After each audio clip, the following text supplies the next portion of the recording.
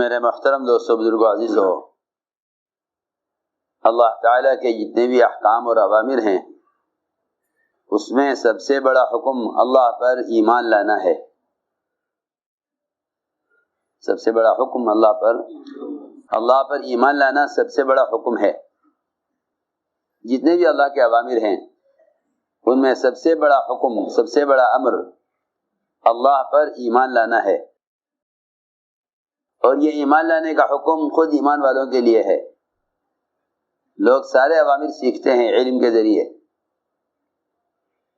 نماز بھی امر ہے اس کو بھی سیکھتے ہیں، زکوٰۃ دینا بھی امر ہے اس کا بھی علم حاصل کرتے ہیں، حج کرنا بھی فرض ہے اس کا بھی علم حاصل کرتے ہیں، روزہ بھی فرض ہے اس کا بھی علم حاصل کرتے ہیں، سارے فرائض کا علم حاصل کرتے ہیں، لیکن ایمان جو سب سے بڑا فریضہ ہے، جس پر سارے فرائض کا مدار ہے، وہ ایمان لوگ نہیں سیکھتے، اور اس کے سیکھنے کو اللہ کا امر نہیں سمجھتے۔ کہ سارے اوامر میں سب سے بڑا امر اللہ پر ایمان لانا ہے، اس لیے کہ سارے دین کا مدار ایمان پر ہے۔ 4 چیزیں ہیں بنیادی جو ایمان کے بغیر حاصل نہیں ہو سکتی۔ 4 چیزیں بہت بنیادی ہیں جو ایمان کے بغیر حاصل نہیں ہو سکتی۔ سب سے پہلی بات تو یہ ہے کہ ایمان کے بغیر اللہ کے دین پر استقامت نہیں ہو سکتی۔ اللہ کے دین پر استقامت نہیں ہو سکتی۔ استقامت اس کو نہیں کہتے کہ بندہ اپنے لیے حالات، زمانے، اپنا ماحول، اپنی سوسائٹی کے اعتبار سے چند کام اپنے لیے اختیار کر لے اور باقی دین کے احکام کو چھوڑ دے۔ اس کو استقامت نہیں کہتے، اس کو استقامت نہیں کہتے۔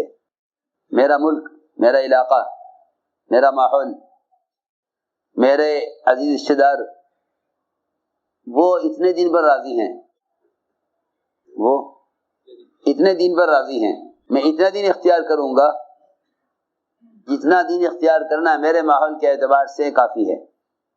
میری بات دھیان سے سننی پڑے گی۔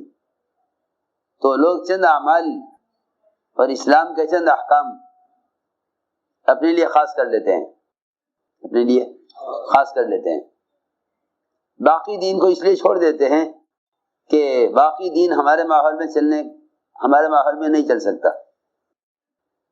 سب کہتے ہیں کہ ہم آپ کے ملک کی طرح نہیں ہیں، ہمارے ملک کا ماحول الگ ہے۔ سمجھتے تھے جب ایمان نہیں ہوگا تو دین دنیا کے تابع ہوگا۔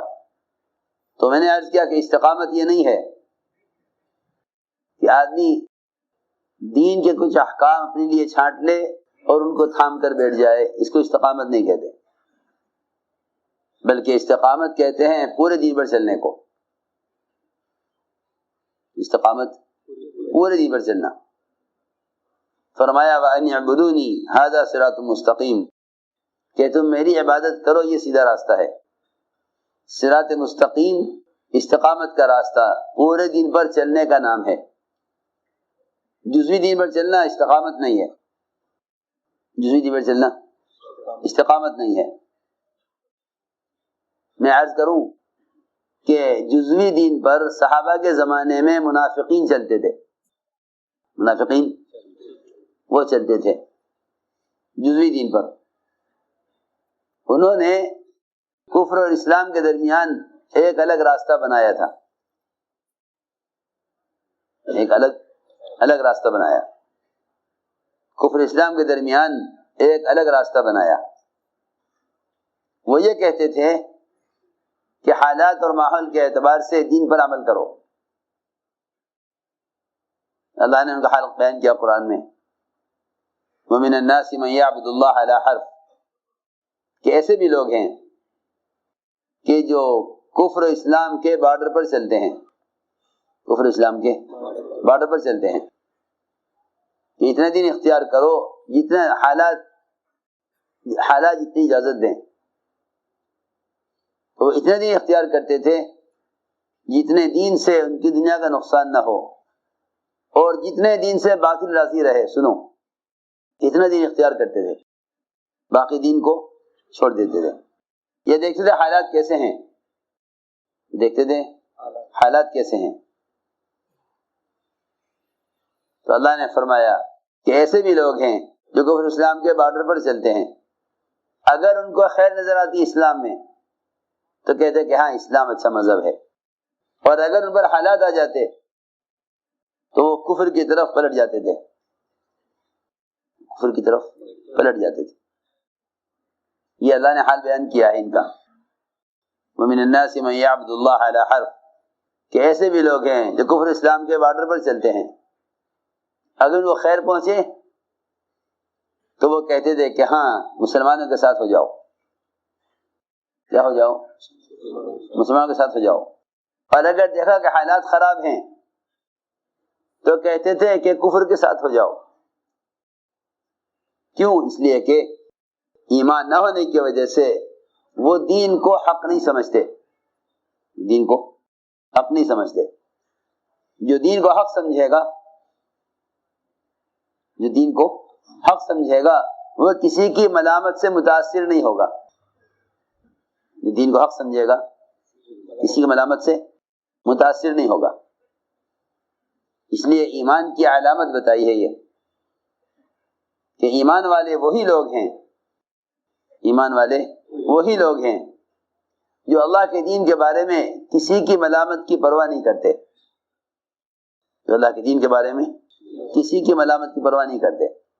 حضور اکرم صلی اللہ علیہ وسلم جب صحابہ کو بیعت فرماتے تھے کفر سے اسلام کی طرف داخل ہونے کے وقت، کفر سے اسلام کی طرف داخل ہونے کے وقت بیعت ہوتی تھی.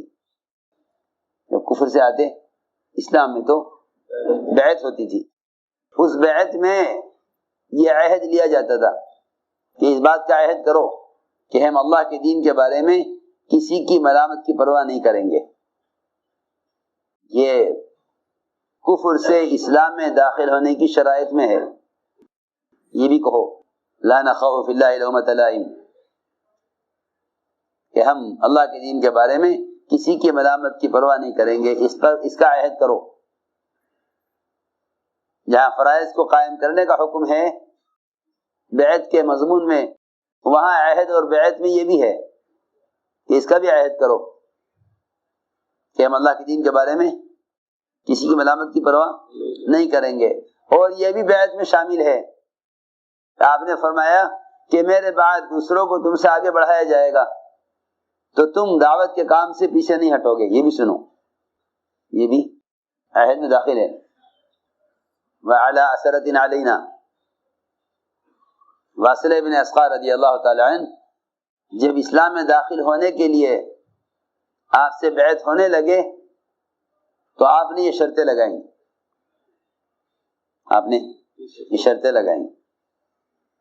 اس میں ایک شرط یہ تھی کہ واصلہ اس کا بھی عہد کرو کہ میرے بعد دوسروں کو تم سے آگے بڑھایا جائے گا تو تم کام سے پیچھے نہیں ہٹو گے، تم کام سے پیچھے نہیں ہٹو گے. اس کا بھی عہد کرو کہ میرے بعد دوسروں کو تم سے آگے بڑھایا جائے گا. یہ نہیں فرمایا کہ تم نماز نہیں چھوڑو گے، زکوٰۃ دینا نہیں چھوڑو گے، روزہ رکھنا نہیں چھوڑو گے. سنو غور سے کہ جب دین کے تقاضوں میں دوسروں کو تم سے آگے بڑھایا جائے گا تو یہ فرمایا کہ اس کا عہد کرو کہ تم کام سے پیچھے نہیں ہٹو گے. ہاں دیکھو روایت میں یہ نہیں فرمایا کہ تم دین نہیں چھوڑو گے، یہ نہیں فرمایا کہ تم دین نہیں چھوڑو گے، بلکہ یہ فرمایا کہ تم دین کی دعوت نہیں چھوڑو گے، دوسروں کو تم سے آگے بڑھایا جائے گا، دوسروں کو تم پر ترجیح دی جائے گی، تم کام سے پیچھے نہیں ہٹو گے. میں نے عرض کیا کہ ایمان میں داخل ہوتے وقت اور کفر سے اسلام میں آنے کے وقت صحابہ کرام سے یہ عہد لیا جاتا تھا کہ ہم اللہ کے دین کے بارے میں کسی کے ملامت کی پرواہ نہیں کریں گے، اور دوسروں کو ہم سے آگے بڑھایا جائے گا تو ہم کام سے پیچھے نہیں ہٹیں گے. میں نے ایک بات عرض کی ہے کہ سب سے بڑا امر اللہ کے اوامر میں وہ اللہ پر ایمان لانا ہے، وہ اللہ پر ایمان لانا ہے. ایمان لانے کا مطلب یہ ہے کہ یہ موت تک استقامت کے ساتھ اللہ کے اوامر کو پورا کرے۔ تو پہلی بنیادی چیز کہ ایمان کے بغیر استقامت نہیں ہوتی، ایمان کے بغیر استقامت نہیں ہوتی۔ آدمی حالات کے اعتبار سے اپنا رخ بدلتا رہتا ہے، صبح کو ان کے ساتھ ہوں گے، شام کو ان کے ساتھ ہوں گے، ماحول دیکھیں گے، کیا دیکھیں گے؟ ماحول۔ جی ہاں، منافقین دیکھا کرتے تھے کہ ایمان والوں کو آگے بڑھنے دو، پھر دیکھو میدان کا کیا حال ہوتا ہے۔ اگر میدان ان کے خلاف ہو گیا تو ہم پہلے سے پیچھے ہیں، اور اگر مال غنیمت ملنے کی امید ہو گئی اور مسلمان غالب آ گئے تو ہم آگے بڑھ جائیں گے، ہم آگے بڑھیں گے۔ یہ منافقین کا معمول تھا کہ وہ میدان میں حالات کے اعتبار سے ہوتے تھے، حکم کے اعتبار سے نہیں ہوتے تھے۔ ان کے میدان میں حالات کے اعتبار سے، حکم کے اعتبار سے نہیں۔ اس لیے میں نے عرض کیا کہ بغیر ایمان کے استقامت نہیں ہوتی۔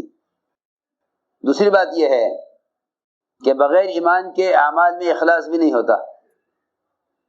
حضور اکرم صلی اللہ علیہ وسلم سے پوچھا گیا کہ یا رسول اللہ ایمان کسے کہتے ہیں؟ آپ نے فرمایا کہ ایمان اخلاص کو کہتے ہیں، ایمان اخلاص کو کہتے ہیں۔